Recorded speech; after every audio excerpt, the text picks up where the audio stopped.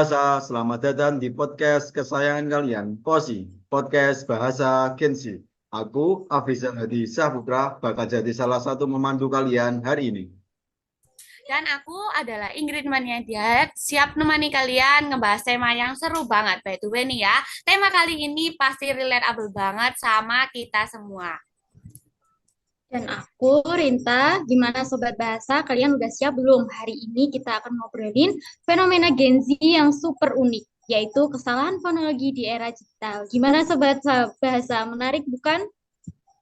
Sangat menarik, Kak. Nah, buat sobat bahasa yang belum tahu, fonologi itu apa sih, guys?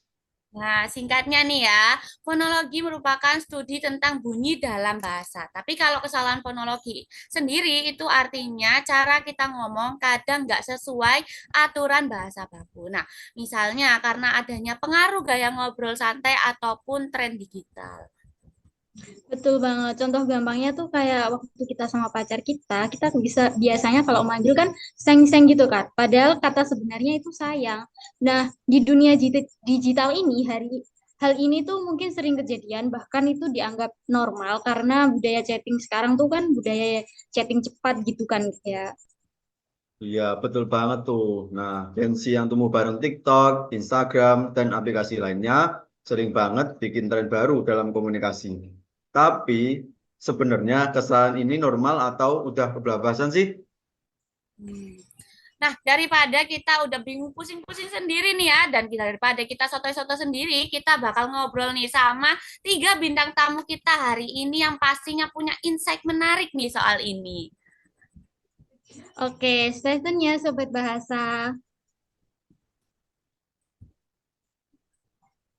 Jadi, sobat bahasa semuanya, kalau dilihat fenomena kesalahan fonologi ini nggak cuma soal gaya komunikasi, tapi juga soal identitas Gensi.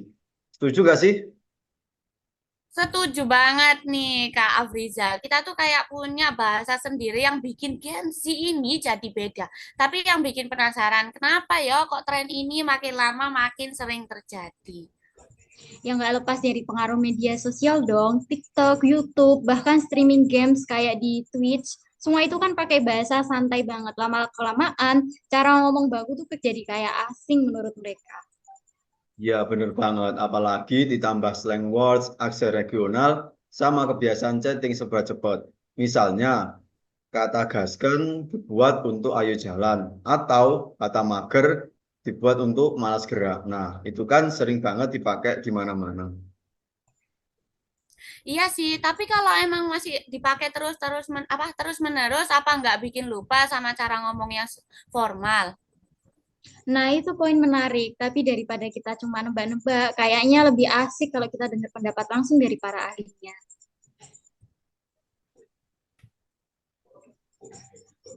Oke, sobat bahasa semuanya. Jadi sekarang kita udah kedatangan tiga bintang tamu spesial yang bakal ngomong bareng kita. Mereka ini jago banget di bidang bahasa dan komunikasi. Jadi bakal kasih insight yang lebih dalam. Wah, benar-benar. Oke, langsung aja nih. Apakah Mbak Kana sudah ada? Apakah Mbak Kana sudah join? Wah, sudah join. Halo Mbak Kana. Halo, halo semuanya. Senang banget bisa join di podcast kalian hari ini. Ini topik yang aku banget, jadi hari ini aku excited banget buat ngobrol sama kalian. Wah, seneng banget nih ya. Kita udah kedatangan bintang tamu pertama kita nih. Nah, kalau kalian semua tahu ya, perlu tahu bahwa Mbak Kana sendiri ini merupakan salah satu mahasiswa linguistik yang lagi riset tentang bahasa di era digital. Oke, bintang tamu kita yang kedua adalah Mbak Nimas. Halo Mbak Nimas, gimana udah join belum ini? Halo Halo Sobat Mbak Bahasa. Nimas. Oke, gimana kabarnya Mbak Nimas? Baik ya? Ya baik banget nih, thank you ya udah undang aku. Bakal seru banget bahas ini. Oke, dan bintang tamu yang Oke, terakhir jadi ada... Mbak, Oke, baik-baik. Nah, untuk bintang tamu kita yang terakhir ada Ibu Amel. Apakah sudah join? Baik, sudah Mas Rizal. Oke, apa kabar Ibu Amel? Alhamdulillah, baik. Alhamdulillah. Nah, buat sobat bahasa semuanya, Ibu Guru Amel ini merupakan seorang guru bahasa yang udah pengalaman banget ngelihat perubahan bahasa dari generasi ke generasi. Wah, topik ini sangat menarik banget ya buat dibahas bareng anak muda seperti kalian ini. Oh, wah. Oke nih, kita kan tadi udah nyambut 3 bintang tamu kita ya. Nah, pertama-tama marilah kita mulai ya semuanya. Jadi aku ingin bertanya ke Mbak Kana nih. Dari riset kamu, apa sih yang bikin kesalahan fonologi itu makin sering terjadi di generasi-generasi sekarang? Kalau dari riset aku ya, ada dua faktor besar. Yang pertama itu adalah kecepatan teknologi, dan yang kedua tentunya budaya santai. Teknologi ini bikin kita nggak fokus sama aturan baku, karena semua harus cepat, semua serba instan seperti itu. Apalagi di media sosial ini, seperti itu menurut aku. Wah, masuk akal banget sih. Kalau menurut Mbak Nimas gimana? Sebagai konten kreator yang aktif di media sosial, gimana sih menurut pandangan Mbak Nimas soal tren bahasa ini? Kalau dari aku sendiri ya, jujur aja aku lihat dari dua sisi. Nah, di sisi pertama itu kayak kreatif banget, tapi di sisi lain aku juga sering dapat komentar kayak bahasa Indonesia rusak banget nih. Nah, jadi kayak ada dilema antara ngikutin tren atau tetap jaga aturan baku gitu. Oke, sekarang kita geser ke Ibu Amel. Nah, kalau menurut Ibu Amel sendiri, bagaimana? Sebagai seorang guru bahasa, apa dampaknya kesalahan fonologi ini di dunia pendidikan? Baik, kalau menurut aku itu di kelas ya, aku sering banget nemuin siswa yang ngomong seperti di TikTok atau pakai slang word saat presentasi. Ini jadi tantangan buat ngajarin kapan harus pakai bahasa yang santai dan juga kapan pakai bahasa yang formal. Wah, menarik banget ya. Tadi kata Bu Amel ya, Bu Amel sendiri. Jadi banyak siswa yang kebawa gaya ngomongnya dari santai ke situasi yang formal.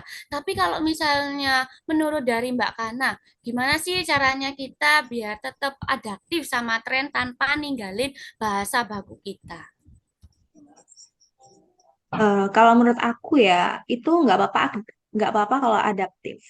Selama kita paham akan konteksnya. Media sosial ini memang tempatnya kita santai, kita chill.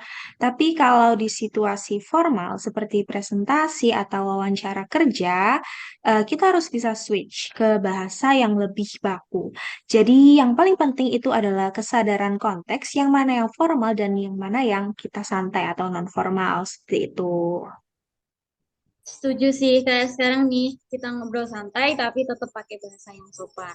Kalau menurut Mbak Nimas pernah nggak sih merasa kesulitan sulit bahasa, apalagi Mbak Nimas ini kan sebagai konten kreator? Aduh, sering banget lagi, apalagi nih ya, waktu aku bikin konten edukasi bahasa. Nah, dari aku sendiri itu harus tetap mikir gimana caranya kontenku bisa relate sama anak muda, tapi tetap edukatif gitu. Kadang ya harus sengaja salah biar mereka paham, terus aku koreksi deh bagian akhirnya. Wah, keren banget tuh. Menurut aku sih itu strategi yang cerdas. Eh, Kalau menurut Ibu Amel, pernah nggak merasa tantangan ini justru bikin Ibu jadi lebih kreatif dalam mengajar? Oh, sering banget. Kadang aku coba bawa contoh kesalahan fonologi yang lagi tren di TikTok. Terus ajak siswa diskusi. Mereka jadi lebih paham karena relevan sama keseharian mereka. Seperti itu. Wah, wah, ini tuh seneng banget ya aku ya. Dan aku suka banget yang diskusi kayak gini nih. Kita nggak cuman ngebahas masalah, tapi juga kita bareng-bareng nih nyari solusi. BTW ya, kalau ngomongin contoh kesalahan fonologi, ada nggak sih kalian yang ada menemukan kesalahan fonologi yang lucu ataupun unik di kehidupan kalian sehari-hari? Ada banget sih kalau aku ya. Salah satu yang sering aku denger itu kata santai itu berubah jadi santuy. Gitu. Mungkin ada yang lain?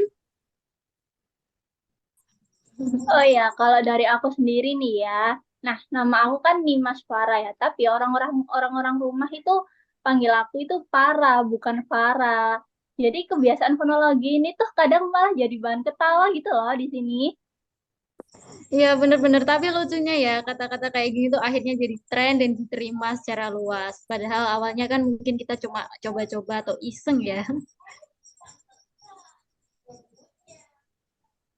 Oke, sobat bahasa semuanya, dari diskusi kita tadi dapat disimpulkan bahwa kesalahan fonologi di era Gen Z ini ternyata nggak melulu negatif, kadang malah bisa jadi kreatif. Asalkan kita tetap tahu kapan dan di mana harus pakai bahasa yang sesuai tadi. Iya, betul banget nih. Jadi jangan sampai kita kehilangan identitas bahasa Indonesia kita ya. Tren boleh diikuti, tapi apa tetap harus ingat akar kita. Dan yang penting ini ya, Mbak Inggris sama Mas Afrizal, kita harus selalu belajar dan menghargai bahasa. Kita nggak mau kan kalau bahasa kita tuh jadi kacau karena kebiasaan kecil yang lama-lama jadi keterusan. Betul. Baik, nah sebelum kita tutup nih, mungkin ada pesan singkat nggak dari bintang tamu kita ini buat sobat bahasa yang ada di rumah? Nah, kalau dari aku sih, pakai bahasa sesuai dengan konteks yang seperti aku bilang tadi. Karena hal itu penting, jangan ragu buat belajar dan memperbaiki kesalahan kecil. Karena sesuatu yang besar itu dimulai dari hal-hal kecil dulu. Nah, kalau dari aku sendiri nih teman-teman, jangan malu buat pakai bahasa Indonesia dengan bangga, baik itu santai maupun formal. Dan dari aku, yuk kita jadikan bahasa sebagai jembatan komunikasi, bukan menjadi penghalang. Semakin kita peduli bahasa, semakin kuat identitas kita sebagai bangsa. Wah, tadi kita udah dengar dari 3 narasumber kita yang ngasih pesan-pesan keren-keren banget nih. Terima kasih ya, saya ucapkan dari kami, Podcast Porsi, mengucapkan terima kasih kepada Mbak Kana, kepada Mbak Nima Suara, dan juga kepada Ibu Amelia Putri udah join di podcast kita kali ini. Dan terima kasih juga buat sobat bahasa semuanya yang ada di rumah, yang udah dengerin podcast kita sampai akhir. Dan jangan lupa buat terus dukung podcast kami, yaitu podcast Posi. Posi, Kasih. podcast bahasa Bahasa Posi. Gizi. Sampai ketemu di episode berikutnya. Salam bahasa dari kita. Dadah.